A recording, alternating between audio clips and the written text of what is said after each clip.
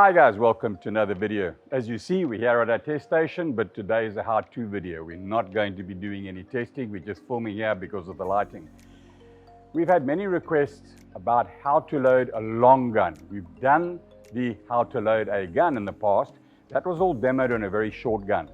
Some of the people who are trying to use much longer guns aren't really getting the technique. All the technique was explained in that video. Please view that video first if you're starting now learning how to load a gun. This video is going to be about the same technique but used on a long gun. This is the longest we make, 1.6 with a 2-meter spear. So the barrel is 1.6, the muzzle and the handle make it even longer. The spear is 2 meters, way bigger than me. Big disadvantage with a long gun is how do you get to the rubber? If you get this into position, you can't reach the rubber. So the technique is to grab the rubbers first. So as you can see, this is a 2-band gun, both 16. There is a technique to load 2 bands. You want both bands to stay parallel with each other, best case scenario. It's not a problem if they cross. It will still work fine. The problem if they cross, you're creating more drag, more difficult to maneuver. So it's a good idea to always load the gun in the correct order.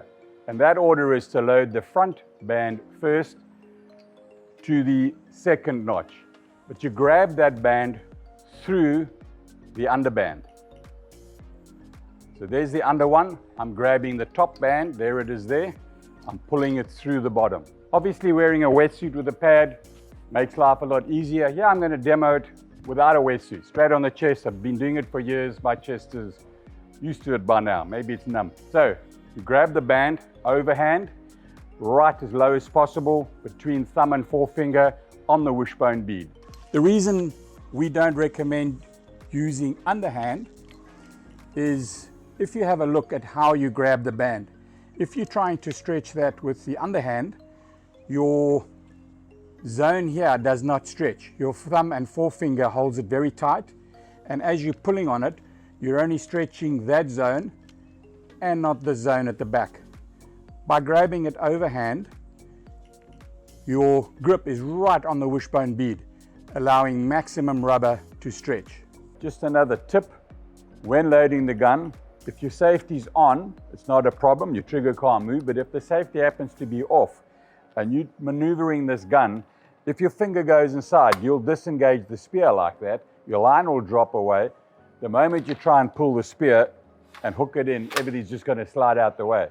That's going to mess that dive up. It's quite easy to get excited when you see a fish and put your finger in the trigger guard by mistake.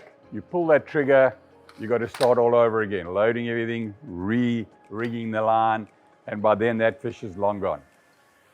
You now grab the back of the handle, the way I showed in the previous video, flat hand, side on. We now push the gun to the middle of the chest. My thumb is free. Rotate around, grab the other side, pull it to the first rubber. If I need to pull it further, can still be done. As in the previous video, you can walk it with your thumbs. As you can see, that's very powerful. I'm not going to let it go. It's not a good idea to load guns out of the water. I'm not going to be loading both bands, all in lieu of security. Let me take it off. When unloading a gun, get your fingers through the band. It's stuck in the wishbone. You do not want to drag that over that sharp edge. So you pull it back, lift, let go. Okay, I'm ready to load. I'm going to show you the start again from closer up. I have the band in my left hand. If you're right hand, start with your right hand. Remember, I'm left-handed. I always use my right hand to push. The left hand, in this case, keep that arm straight. So you want to be able to hold it as far forward as possible. Then you're pushing side on.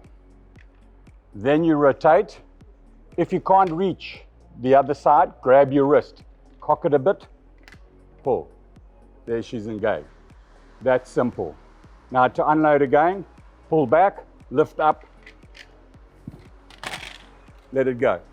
In the water, it's actually easier because this tube is hollow.